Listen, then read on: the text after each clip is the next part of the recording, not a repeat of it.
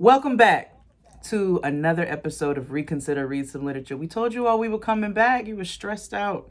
We understand some changes have happened. And so now we're essentially doing this for ourselves and for you because we just love coming and bringing this raggedy reread to your lives. So thank you for tuning in with us every 2 weeks-ish and sticking with Antoinette and I, and we promise we have more fun stuff coming for you all. But we are now at chapters 11 and 12, honey. We are past the hump, and this is it's getting very plot heavy. Winter's getting really into the shit, so I think we shall get into it. What say you, Antoinette? Let's get into it, Jade. Wonderful. You want to do plot? No, you take it this time. I took it last week. Okay. So we're starting off where Winter is at the House of Success and she receives a letter from none only than Santiago himself. In the letter, basically, he writes her and says that he's sorry that he refused to see her last time, but he was looking disheveled. He wasn't looking like himself. And, he needed a cut. So he just couldn't let his daughter see him like that, which is absolutely ridiculous. And then he goes on to say, he's proud of her because she stayed 100. A lot of the other family members haven't. And she's the strong one and yada, yada, yada. So he bigs her up in that way. And then he says, get in touch with Midnight. I need something taken care of and I can't trust anybody else to do. Tell him to drop me a line or pay me a visit. So now, not that Winter wasn't already thirsty, now she really wants to see Midnight or tries to find him. So then we move on and Rashida's there while she reads the letter. Tears are coming down Winter's face because she's actually a human. Who knew? And so for real. So Rashida calls her out and is like, are you okay? And she's like, these are happy tears. I'm chilling. I'm good. We Gucci over here. Rashida's like, yo, you don't always have to be good. Like, you're always trying to act like nothing bothers you, nothing fades you. And that's bullshit. We'll get more into Winter and Rashida's dynamic because Rashida's not a trash human. And we're going to talk about that. By any means, actually. By any means. But instead, out of this conversation, instead of seeing that Rashida is not a trash human, Winter then tries to get information out of Rashida on some you said Sister Soldier knows Winter, right? Or knows Midnight, right? How does he know Midnight? And tries to. So Rashida makes it seem as though there is a romantic component to the relationship between Sister Soldier and Midnight. And so Winter is not having any of that. Winter lies. These comparisons were cracking me up, by the way. She was like, it was very Love Jones. It was very every Jason's black movie lyric. from the 90s. Everything. But Rashida then offers to take her to Sister Soldiers. Winter's not trying to hear it. Yada yada yada. Same old story over there. Then Simone calls. Simone is locked up. Pregnant Simone is locked up. And the only person she's calling for help is Winter. Why? Because she claims that she got locked up trying to get this pink dress or outfit that Winter had her eyes on. And so she's like, plus she thinks they're friends. She's like, look, I was trying to do this thing for you. It didn't work out. Like, spot me the money and I'll pay you back. Winter's like, nah, I'm good. I'm good, love. Like, what about the money? I know you got money. And she's like, right. She's like, that's for the baby. Keep in mind, she could have a baby in jail. So Winter's like, listening to this. And in her head, we'll go through this. But in her head, she's sizing it up. And she's like, yeah, either way, I feel like I take the fall here. And I don't trust that she, she didn't trust that she got locked up trying to get that dress. 2, she was just like, I mean, even if you did, I pay you for it. This is a business transaction. It's not my fault. You got to figure it out, sis. Sorry. And hangs up on the girl while the girl is literally saying, I can't stand here. They're trying to I can't have a baby in jail. Just bangs on her. Doop. Let me tell you something. If I called you, wild. If you called me, I would be there to get you out. Girl. No, I know you would. But if this scenario were to play out, and you hung up the phone on me, I too would see your ass outside. Let me tell you though, It depends on what you did. I'd be like, Jade, how you get locked up? You'd be like, It doesn't matter. Blind loyalty. Road rage. It doesn't matter. Your shit would be so dumb. I'd be like, why didn't you get locked up? Like protesting. Or some shit. No, It'd be just like, know nah, that if somebody I get locked up, beep that Jade wrong. It was for a purpose. It was not like I've been to jail. It's not fun.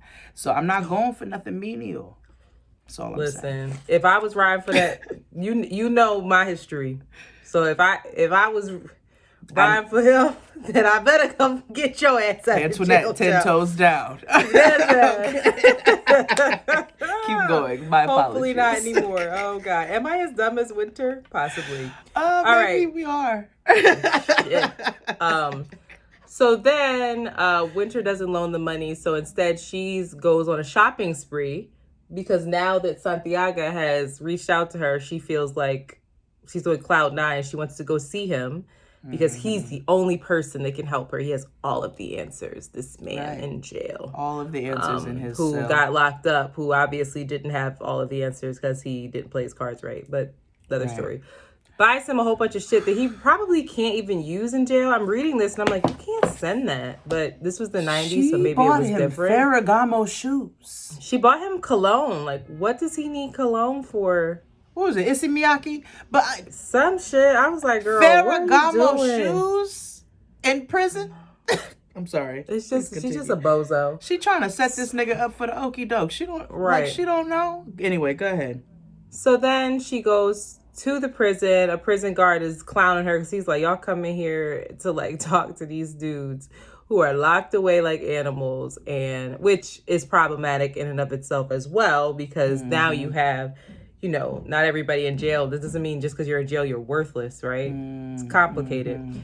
Get into it later. So then Winter tells him who she's there to see, and he's like, oh, well, you wasting your time. He's not even here anymore. He killed 2 other prisoners, so he got shipped up north.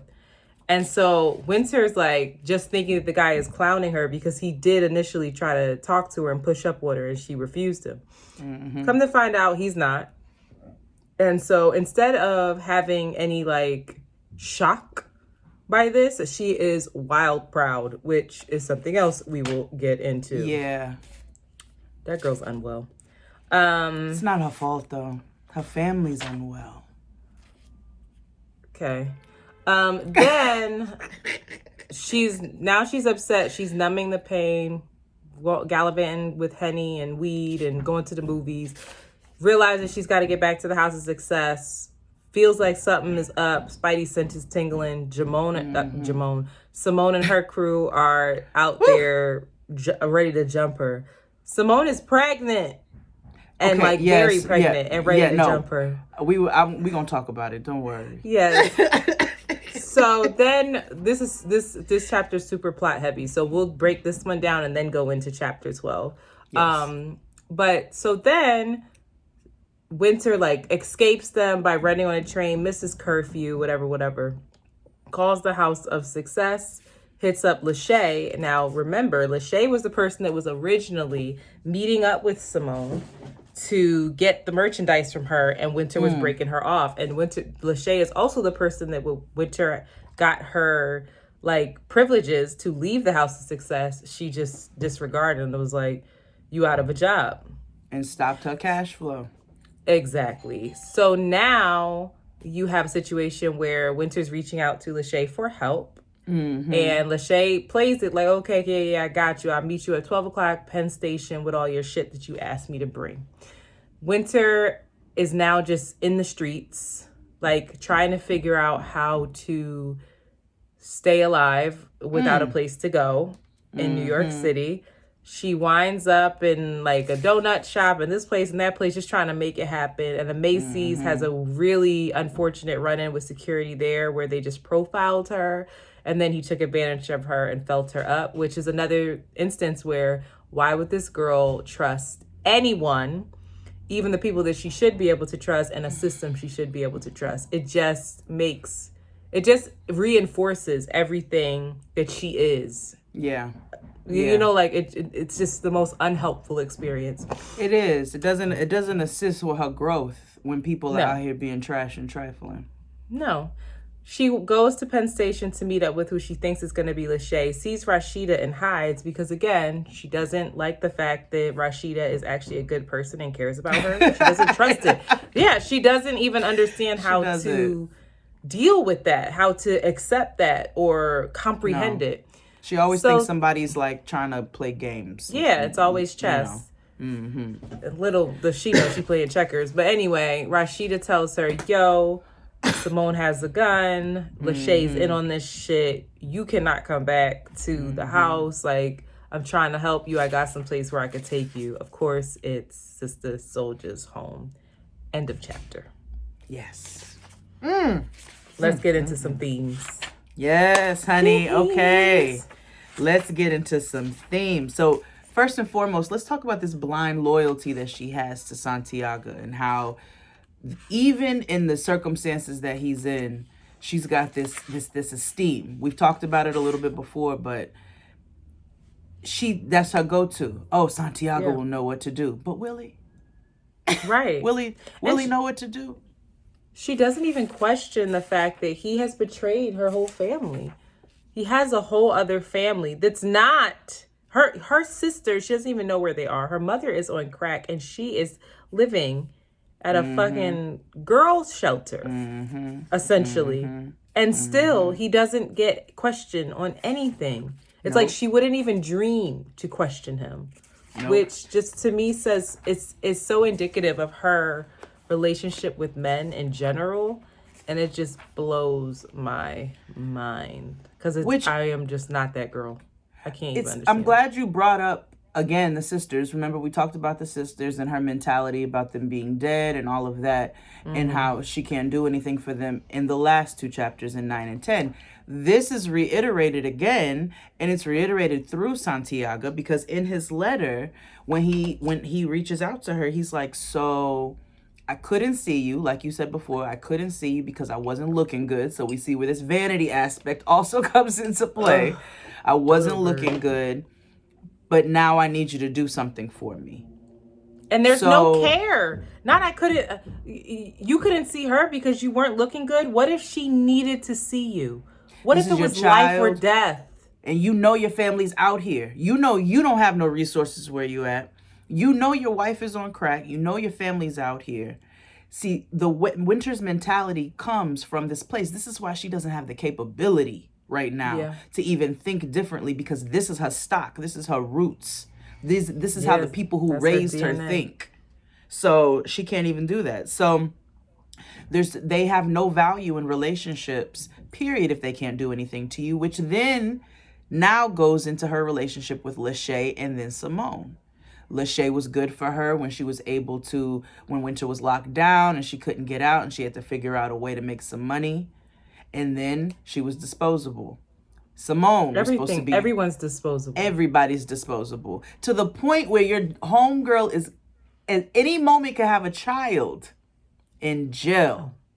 The kid is disposable. She don't care about the kid. She calls it it. Shit. I know. She don't even care about her own baby sister. So how are we going to think she's going to care about a child? Somebody else's baby. Let's go to page 149. Go ahead. Oh, no, go ahead. What were you about to say? Yeah, no. I was going to say 149. It just highlights again. When Santiago, I'm sorry, I'm just stressed. Think about this dum-dum. When Winter heard that Santiago took 2 lives in jail when he already has the book being thrown at him, right? There was no concern. It was no like, oh my God, is he ever going to get out?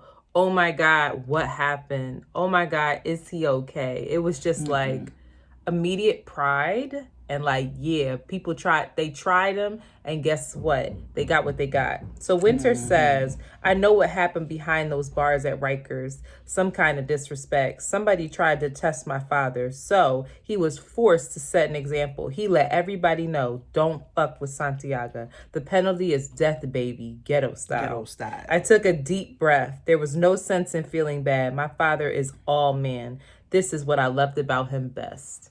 That's what makes him a man. Which we will see in the next chapter. Or is it 12? Yes, we'll see in the next chapter. And when Winter starts going into what she wants out of a man, which Oh God. Yes, we will. We'll But get into it. even if you compare how is he a man? How is that your ultimate man? He lost everything, Winter. You are in La La Land. He has no jewels, not even the things that she values the most. He's been stripped of it completely. He's stripped of his freedom, his own free will. He can and at do this nothing. point now, you didn't even put two and two together that, first of all, like you said, he was already getting the book thrown at him. But now you got two murders on there. Out. You didn't think to yourself, hey, I'm literally like, my father is never getting out of here now. I have got to figure it out. He's never getting out. Like, that lifeline is now coming to an end, and I really got to figure it out. But Winter's only means she's delusional, and she's willfully delusional. But it's also I keep going back to The Wire, and I keep going back to Marlo. My name is my name. At the end of the day, it's all about clout, and it's all about how your name rings out. And her name still somehow rings out because she's his daughter. Yep. And some people will absolutely value the fact that he is no joke in jail and makes people pay with their lives if they test him. Yes, but also, like, what I need Winter to understand is she's living in a shadow period of that right now. Right now, you're living in a shadow period of being Santiago's daughter. Santiago got locked up not too long ago. His reputation still reigns. So you still have aspects of that. But if you notice, as time is going, that's dwindling. So she gets to live in that a little bit, but eventually nobody's going to know who the fuck Santiago is. Yeah, it's already starting. It's already starting. We've been seeing remnants of it. So there's only so far she's going to get off this name and off of this attitude and this reputation, because this shit is going to come to an end. People are disposable in this game, baby, and that's what she's not understanding. And I want to go back to where you said she was playing checkers instead of chess, because I actually thought the exact same thing, specifically as it pertains to her hitting up Lachey to bring her stuff because she couldn't get back to the crib. Your mind didn't go and put two and two together that you literally stopped this girl's bankroll. You stopped her cash flow. But now you want her to assist you again. And it makes sense to you to go and tell her where the one hiding place for the few things that you have in your life to yourself. To tell her where they are. You think niggas are not going to do you dirty? And why wouldn't you ask the girl? Why wouldn't you ask the Haitian girl who you know would not double cross you? Or Rashida. Or even Rashida. Why would you ask Lachey? Because she just thinks that everybody's her pawn. Because she can't even trust security. Security, who should have been the ones to stop this and be like, yo, you don't go through people's stuff. They was trying to get it on the shit too. But on the other side of things, they got 2 cartons of cigarettes, child. Did, honey. 2 packs of Newports, baby. Shorts. Tricky. But that's another thing, too. If we look on the other side of things, Winter treats people so fucking nasty. Why would anybody want to assist her or be a part of this in anything that's going to benefit her when as soon as they know she's going to get something, she's going to drop them all in the dust? And she doesn't. This is not making sense to her. So, you know, the loyalty and the common sense, she thinks she's much smarter than what she is, and her age comes into play so often because she doesn't make the best decisions. No. Stop video. Press. Okay. And 1, 2, 3, clap. Perfect. Okay. So now we are at chapter 12. Chapter 12 is a lot of background because now we're at Sister Soldier's house. So we need to introduce new characters. New characters that come up. Obviously, we get Sister Soldier's not new, but this is the first time where we're actually interacting with her in a real way, hearing her speak, seeing how she moves throughout the world, right? How she takes up space. Then you have Lauren, who is Sister Soldier's sister, who is, how old is she? She's like I think she's about Winter's right? age. She's a young girl. Yeah, she's a young girl. And then you have Doc. Doc is, well, let's talk. Lauren is impressionable, right? Lauren is not really like Sister Soldier. Lauren is like, girl, just let her talk. Because and Sister Soldier, we find out, is only 25, which is incredibly young. Yeah. And Lauren is defiant, right? But not as bad as Winter. Because Lauren obviously didn't grow up in the same circumstances as Winter. Like, Lauren is one of those people that's intrigued by that life, but not really about that life, right? And then you have Doc, who just has her shit together. Doc is a doctor. She owns a brownstone. She bankrolls the whole thing, I think, just because she admires and respects Sister Soldier's work. Sister Soldier does not pay her rent. Sister Soldier is like, her head is in books. She holds meetings at the house.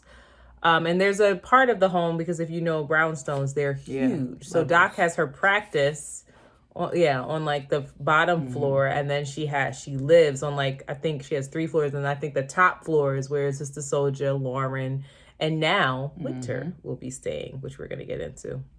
So Rashida brings Winter's ass to Sister Soldier's house.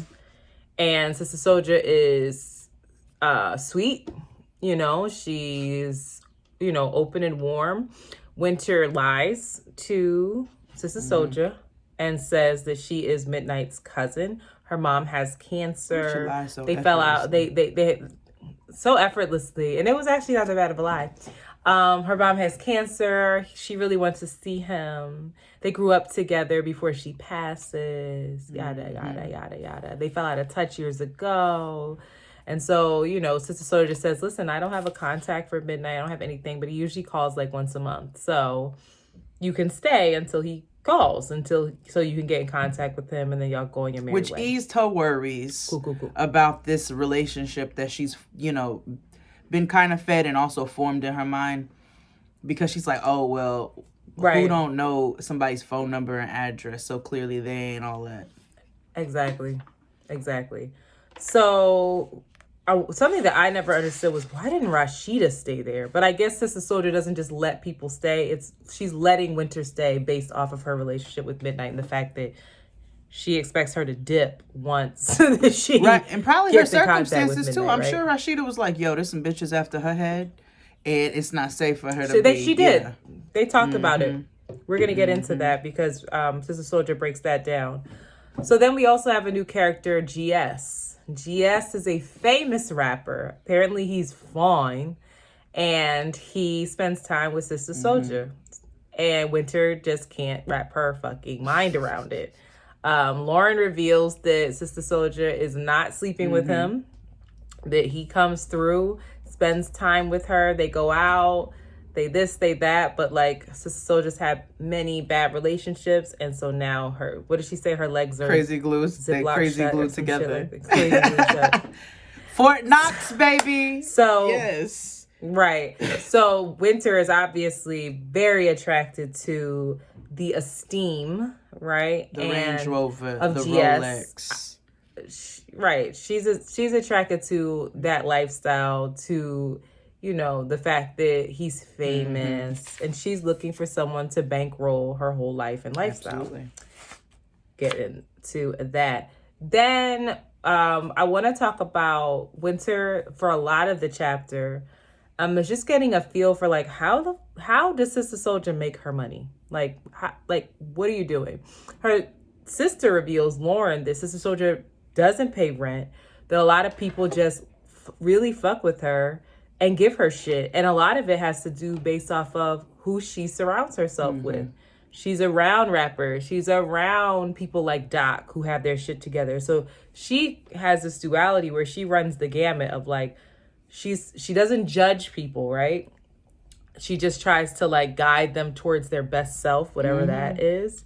And so she might hang out with the Midnights who, are in the street. She might hang out with the GS who is a rapper and probably slapping asses in videos and bankrolling tons of women and fucking tons of women. She's going to hang out with Doc, a woman who is, she has like 3 degrees. Yeah. She has her own practice. She's this, right? and she benefits from the lifestyle of the people that she is around. She also gets paid from college speaking engagements, speaking engagements, but she does not charge for high schools, jails, things like that. Like, that's all off the string. It's like a mix of activism work and like self-care work, because we see people who are out here and they're like, how they make their money? Right. Speaking engagements, and a lot of time people will donate when people are doing work, when they're doing like the work. People will donate to them living so that they can continue to do this work. We're going to get into this, but I want to talk about how how suspicious she is of Sister Soldier, and how she kind of has a little bit of a leg to stand on, a little bit in the next chapters after this, because from what goes down. But anyway, ciao. So now we have GS, and he comes to the house, right? Back to plot instead of just like background. He comes to the house. Winter answers the door and is like, oh my God, right? She was not prepared to see him. So she's like, okay, next time I already know. Like, I'm going to get myself ready. So Winter is doing her nails, priming herself. She's getting more and more information out of Lauren about the house, because Winter is also casing the joint. She's also, in many ways, she's trying to figure out, how do I make money? My money is running out. They go out clothes shopping because Winter arrived in shambles, in some Chinese slippers from being out in the streets, right? So now she's spending all her money because she's trying to keep up with Doc, because they all go out shopping. Doc obviously has a ton of money. And so Winter's like, oh, she's not going to show me up. Winter, you are not a doctor with your own practice. You're 17. Sit down. But she just can't. So she overspends, and now she's casing the joint. She's casing how Sister Soldier deals with people. She's casing how much can I manipulate Lauren. She's getting information from Doc of like, oh, how much do you charge? How much this? She already found Doc's lockbox and is like, okay, that's where that is. And now she's casing the relationship between Sister Soldier and GS. So she's getting herself ready to get his attention. He comes through a second time. She's ready this time. She has a little t-shirt on, no bra, nipples poking out. She describes, she has some shorts on, but makes sure her panties are showing. She leads him up the stairs, all while tickling the middle part of his palm. And then places his hand on her waist, and then just drops him off to Sister Soldier, who, from her description, has a belly, got a fat ass and thighs, but like isn't Winter, right? And Winter's mine. Like, just right, Joe. So obviously this little girl is trying to get the attention of this rapper who she already knows the woman whose home you're staying in for free is romantically involved with someone.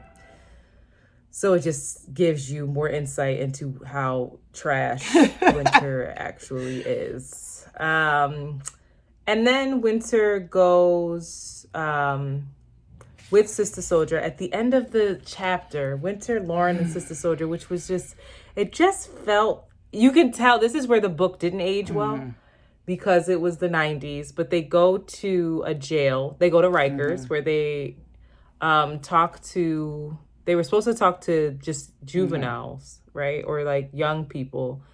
And then it ended up getting changed. They couldn't get permission, so they spoke to the women in the AIDS ward. And this speech, the Sister Soldier gives, one, she's terrified to go into the AIDS ward because she's like, I don't trust the government. They say you get it only with like bodily fluids and blood and like that type of thing, but I don't trust them. But she speaks to them anyway, even though she's scared shitless that she's gonna catch AIDS. And the speech that she gave is just, I hated it. Yeah, it wasn't. It was. She doesn't just prepare. Basically highlighted how much they fell off. She doesn't prepare before she goes into spaces, right? She says she wants spirit to guide her, and it'll come to her. Girl, bye. No, baby, you need an outline, but okay. Because she walked up in there and was like, that wasn't it. I bet y'all used to be pretty. I know y'all bitches is ugly Yo. now, but let's be clear, you're not worthless. And I was like, what the fuck is this? What is this speech? I would have fought her. What is this speech? And then they're like, with tears in their eyes, they all hugged her after. And I was like, okay, that's how you know that the writer is writing herself into a book, because baby, I'd have fought Let her. me tell you, so I was like, boo, But get shout off out the to her. stage. Yeah, I was like, boo. But you know, here we are. It's Sister Soldier's book. Shout out to her. She's perfect. But there is something to this, because if we already know that countless information has come over the years that we've gotten. AIDS and HIV was originally painted as a death sentence. Some time It ago. was a death It was a sentence. death sentence, but then Before the understanding, right? Before the medicines Medicine. came into play and all of that. But even as those came into play, there was a lack of understanding of still what it was. That is something that it's a virus that you can live with, you can mitigate, you can, kind of navigate and figure it out. And it's like we've had new information come out all the time, to the point where now we live in a place where people know it's not a death sentence. It's a virus. You can live with it. You get on your medication, you keep your immune system up, and you can still function.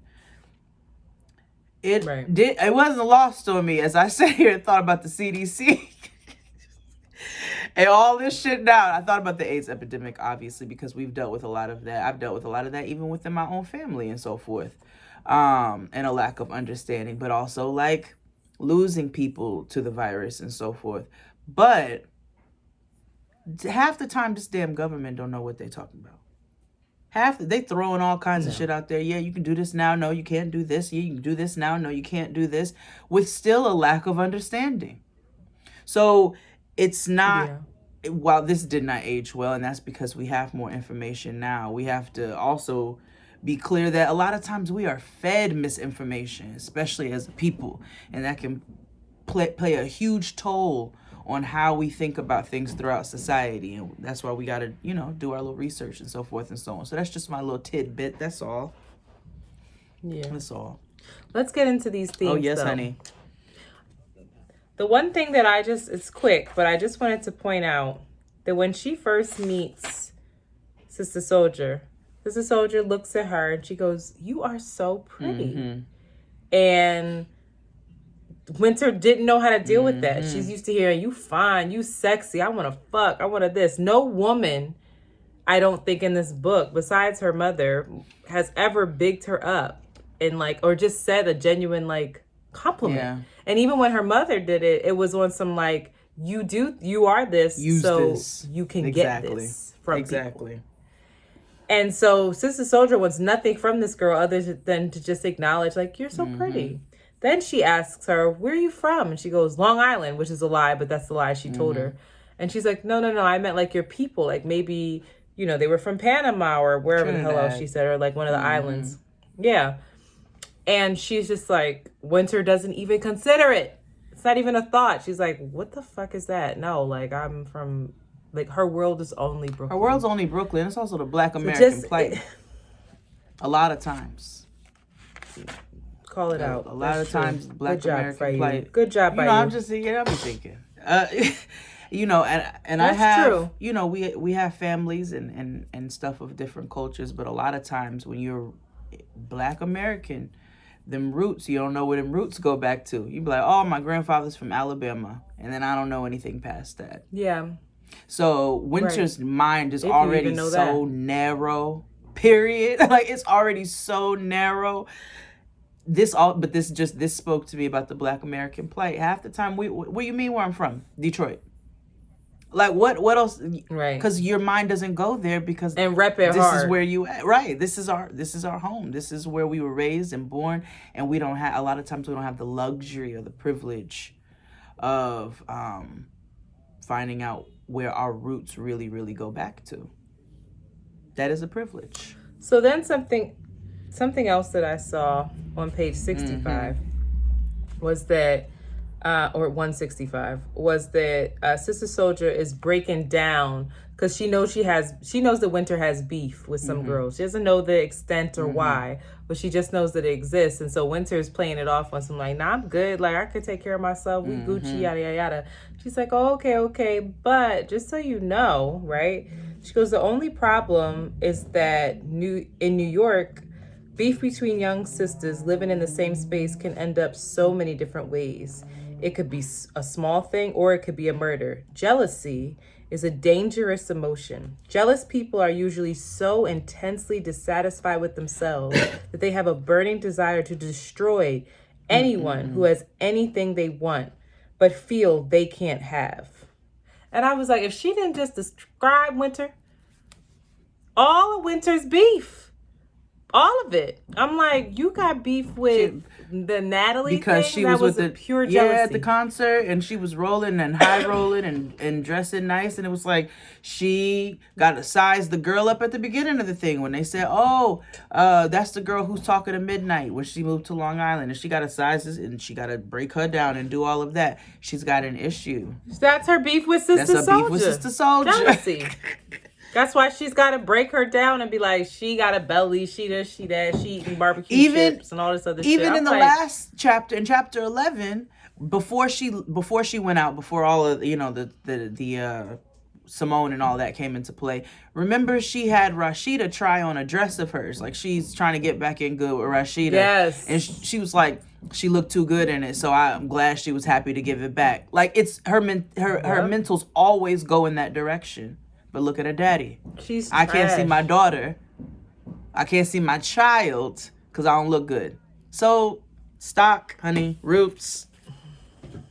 That's where she comes from. Yeah, so I just like that foreshadowing there. Because that's exactly what she does also with Sister Soldier and GS. That's what she plans on doing with Sister Soldier at Midnight. Like, that is Winter. So intense. And she doesn't even realize how intensely dissatisfied she is with herself. And right? I would love to talk about her lack of boundaries. We already know she don't have no loyalty because she doesn't. Because loyalty was not learned, or a false sense of loyalty was learned within her family, which we can get into. I think maybe we have a conversation later on about loyalty and what that really means. You know what I'm saying? Because I think sometimes it's nothing. Anyway, she's only loyal to Santiago. Only, and that's it. Only to a certain extent because she doesn't fully know how to be a loyal person.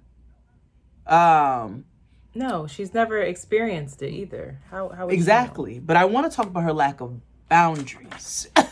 Because you hear that this man, you don't know if he's romantically linked to her, but you heard all the things that Lauren told you about this rapper, about this GS. And she said that they talk. She said they talk. She was like, it seems romantic, but I don't think it is, and they not fucking. So I don't know if it's this admiration thing. Sister Soldier wrote herself very interesting in this book. Very. Very. She gave herself a couple of like things that are like vices or whatever, but not much. But she wrote herself She's an very angel. Interesting. I was wondering. I was like, shall we talk about this? But it's not really about the. It's not really about the themes.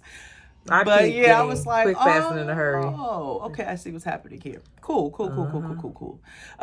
Bit of savior complex, a little mixed in there, a bit of steam. But anyway, we're gonna talk about that. Winter has no loyalty. She has no boundaries.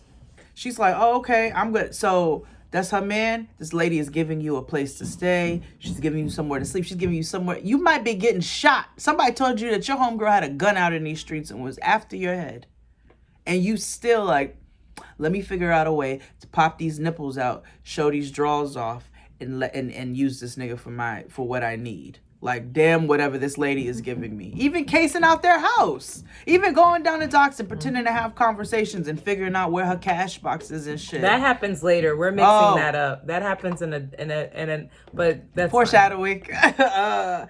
They know. She was still casing the joint. She just hadn't had the conversation with Doc about how much she charges. I read a lot in one chunk. But yeah, there's a lack of boundaries, and there's a lack of respect for people and willing to, when people are helping her out, she just doesn't, she thinks everything is a game. She feels like she has to navigate things in this way all the time. But again, Santiago's fault. He's the one who did this. Generational, actually. Speaking of Santiago, great segue. Page 173. Woo! This stressed me out. Lauren is playing around with Winter, and she says, write down what you want in a man in the order of importance, right? Winter's writes, money, car, clothes, jewelry, apartment, not home ownership, masculinity, big dick, clean, white teeth, nice body. That's it. There is not one thing on here that has to do with his heart and soul. Heart and soul, respect. I want to have this type of relationship with his friendship, vulnerability.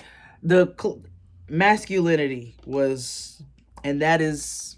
Well, that's what she sees as masculine. Right, because that's her definition of masculinity because of Santiago. That's why she hears her daddy killed 2 niggas and went to hoorah.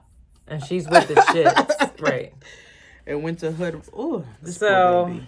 And also her mother, but this goes back to the stuff her mother was feeding her earlier in the book. This is her stock, baby. This is her stock. Yeah. So that's really it. This chapter gives you a lot of background and insight on the new characters, on Winter's new environment, but Winter's same old, just in a new space. So we're gonna see what happens in chapters 13 and 14. And also, just so you know, we are not waiting 2 weeks in between. We're just, as we chug these out, we're gonna post them and get this going because let's go. Yeah. Like, we could read a little quicker than what we've been doing. Yeah, we was trying to pace it before, give you all some time, but damn all that. Let's get through this. This is ridiculous. Let's get through this book. Because now it's picking up, so hurry up. Okay, so we'll see you all in a couple of days. Bye. Yes.